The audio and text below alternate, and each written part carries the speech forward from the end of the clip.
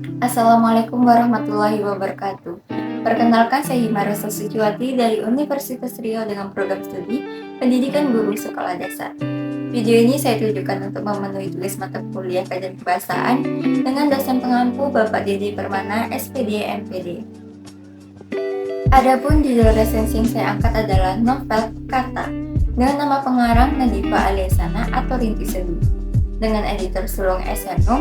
Adapun ketebalan buku berjumlah 398 halaman, diterbitkan pada tahun 2018 oleh Gagas Media dengan nomor ISBN 978 979 780 9621. Nadifa Aliasana sosok di balik Aku Rintis Seduh yang lahir di Jakarta pada tanggal 4 Mei 1998. Sosok yang sering membagikan tulisannya yang dapat menyentuh para penggemarnya atau biasa disebut dengan teri. Sana juga sering membuat podcast di akun YouTube-nya maupun Spotify, dan juga telah menghasilkan karya berupa novel, diantaranya ada yang berjudul Yes and I. Kata, satu judul dengan satu kata, merupakan novel yang diciptakan dengan cerita yang menceritakan seorang gadis yang masih belum dapat move on dari masa lalunya. Tetapi, di sisi lain terdapat seorang pria yang sangat peduli dan selalu berada di dekatnya setiap saat. Kata, tentang senja yang kehilangan langitnya. Binta Dineskara, gadis yang selalu merasa tertutup dengan kehidupannya. Ia merasa tidak akan pernah mendapatkan cinta dari siapapun. Binta hidup di sebuah keluarga yang telah rapuh. Ia tinggal dengan ibunya yang memiliki penyakit kejiwaan skizofrenia, sedangkan ayahnya meninggalkan ia dan ibunya tak kemana. Ia tidak memiliki banyak teman. Ia hanya memiliki Cahyo, sahabatnya di perkuliahan dengan jurusan yang ia ambil, yaitu ilmu komunikasi. Hidup dengan kesendirian membuat Binta merasa kehidupannya tidak menyenangkan, hingga suatu ketika muncul seseorang yang dianggapnya sebagai pengusik.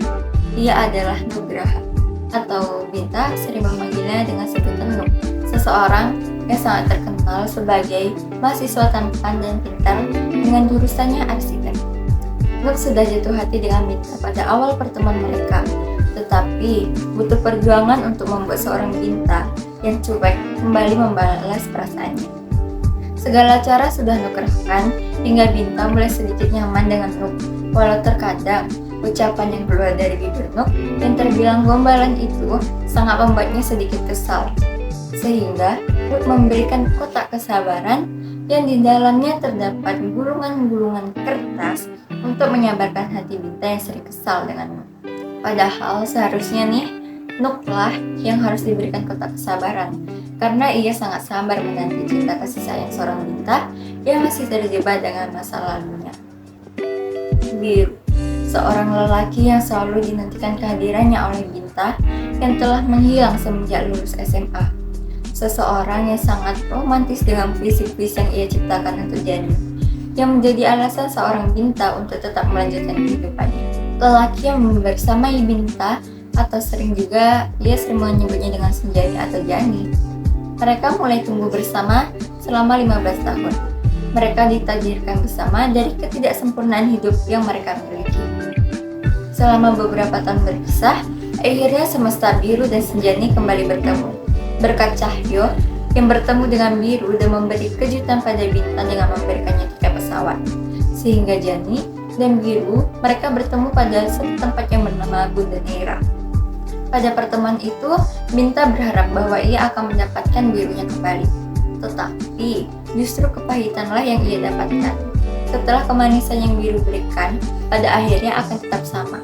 Perasaan yang Jani berikan hanyalah dari Jani untuk Biru, tidak dari Biru untuk Jani. Yang pada akhirnya Biru menyuruh Jani untuk mereka hidup di jalannya masing-masing, tidak untuk bersama. Tetapi tidak seperti itu. Sebenarnya Biru juga sangat mencintai Jani, tetapi ia itu ingin memberikan yang terbaik pada Jani, yaitu dengan cara melepaskannya, karena ia merasa tidak pantas untuk di sisinya.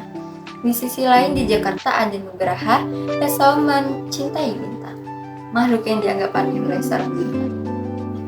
Pada saat Binta sudah merasakan kehadiran di kehidupannya, konflik pun menyerang mereka.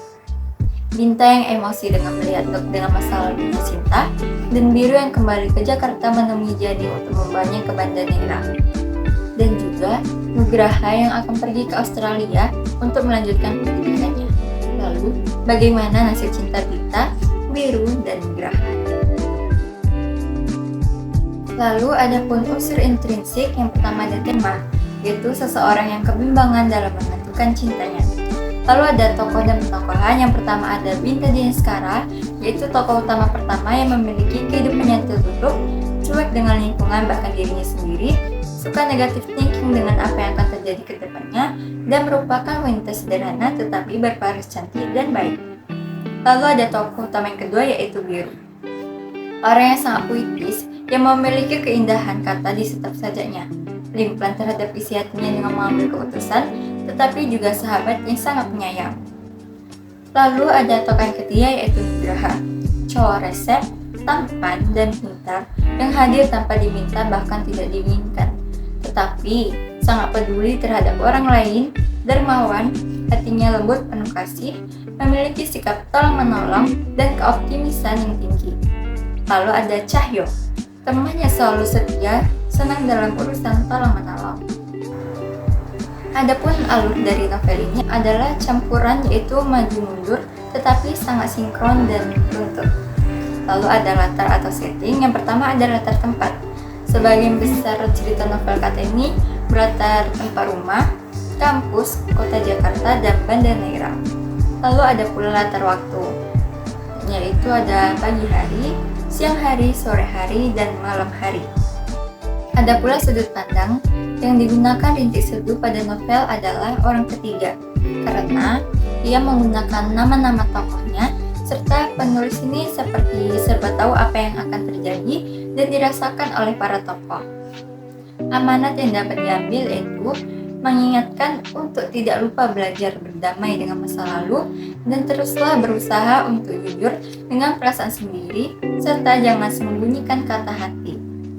Dan carilah jawaban dari sebuah perasaan.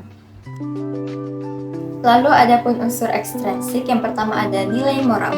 Contohnya, berbakti kepada orang tua. Lalu ada keikhlasan, menghargai keputusan seseorang, kesabaran, keoptimisan, sikap tolong-menolong.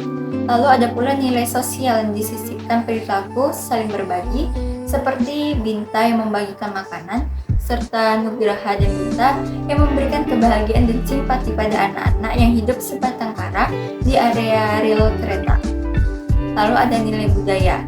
Nilai budaya pun diperkenalkan seperti memperkenalkan salah satu bahasa daerahnya. Adapun nilai estetika yaitu penggunaan ragam bahasa dan sajak yang indah yang disampaikan pada puisi-puisinya Biru. Kelebihan pada novel kata ini adalah pada novel ditemukan beberapa kiasan yang sangat menarik bagi pembacanya yang dihiasi dengan tulisan-tulisan puisi Biru yang sangat indah. Lalu juga dengan alur yang sangat beruntut dan menarik dan membuat pembaca itu penasaran apa yang akan terjadi setelahnya, serta konflik remaja yang sangat menarik para pembaca remaja untuk masuk ke dalam cerita. Serta terdapat sebuah gif berupa ilustrasi gambar di setiap bab yang hanya sebuah coretan hitam tetapi sangat indah untuk memasukkannya ke dalam cerita. Dan juga yang terakhir adalah judulnya yang menarik karena hanya terdapat satu kata yaitu kata. Kekurangan yang terdapat pada novel ini adalah terdapat beberapa kesalahan dalam penulisan, dan sejauh ini ceritanya itu sangat bermakna tetapi ada secuil pemikiran penulis yang mengganggu suasana cerita. Mungkin itu saja resensi pada novel kata yang dapat saya simpulkan. Kurang dan lebihnya saya mohon maaf. Wassalamualaikum warahmatullahi wabarakatuh.